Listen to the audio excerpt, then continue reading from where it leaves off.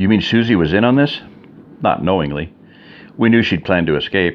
We were gonna catch her in the act and make an example of her, but then decided to let her go so she could tell you that I thought you were dead.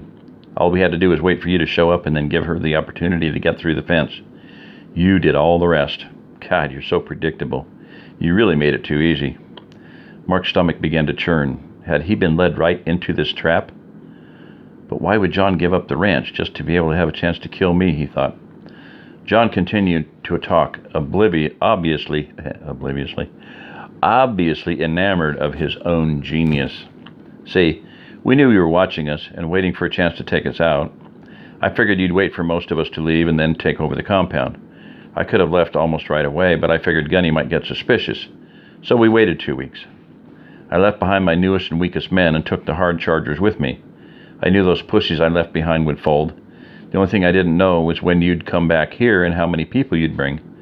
I thought I might have to wait a few days, but you came right back. I couldn't believe it when they called me from my own observation post at the ranch and said. Mark felt the blood drain from his face. Oh, that's right, John said, obviously enjoying Mark's surprise. You aren't the only ones who know how to set up an observation post. We have one on the other side of the compound from yours. We changed men each night when you couldn't see. Anyway, when they called me and said you were coming back with just a couple of men and all the women, I almost couldn't have time to set up my little ambush. John was grinning so big now that it looked like his face might crack. If you had an observation post, then why did you come back to the ranch? To keep up the illusion. That's what you expected us to do, so we did it. If we hadn't, you would have suspected something was up, and all of you would have come back here.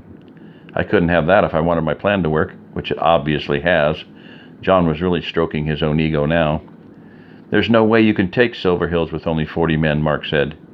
Even with some of our guys gone, our defenses are too good for that size group. You're right, John agreed, smiling bigger than ever. You see, the last couple of times we went out, we weren't going on raids. We were coordinating with a gang that really needs some supplies. I made a deal with them that if they helped me, I'd give them everything in Silver Hills except for you and your family. They're waiting for my signal down at the church where you rescued the preacher. John pulled a handheld radio off of his belt and showed it to Mark. There's only a little over 100 of them, he said, as if 100 was the same as 10. I have a couple guys with me who are quietly taking out your west side sentries as we speak. Once they're dead, we'll cut the fence and put the wooden bridge we built over your trench. My new friends will have no trouble coming in and crushing your remaining defenses. The churning in Mark's stomach stopped. It was now knotted so tightly that nothing could churn. Mark's mind raced to figure out how the guards, most of them whom were occupied with John's diversionary force, could stop 100 men once they got inside. He went through scenario after scenario as fast as he could, but the answer came up the same every time. They couldn't. John must have seen the look on Mark's face. Yes, he said slowly, as if relishing the taste of the perfectly aged and cooked steak. You are fucked. Mark had to say something. Maybe he could lie his way out. Not really, John, he said with all the confidence he could muster. We have a county rapid response team of over 150 men. We've already called them, and they should be here any minute. John tipped his head back, and the laughter roared out of him. I'll give you one thing, Mark. You are funny. I'm serious. Oh, I know all about your little rapid response teams.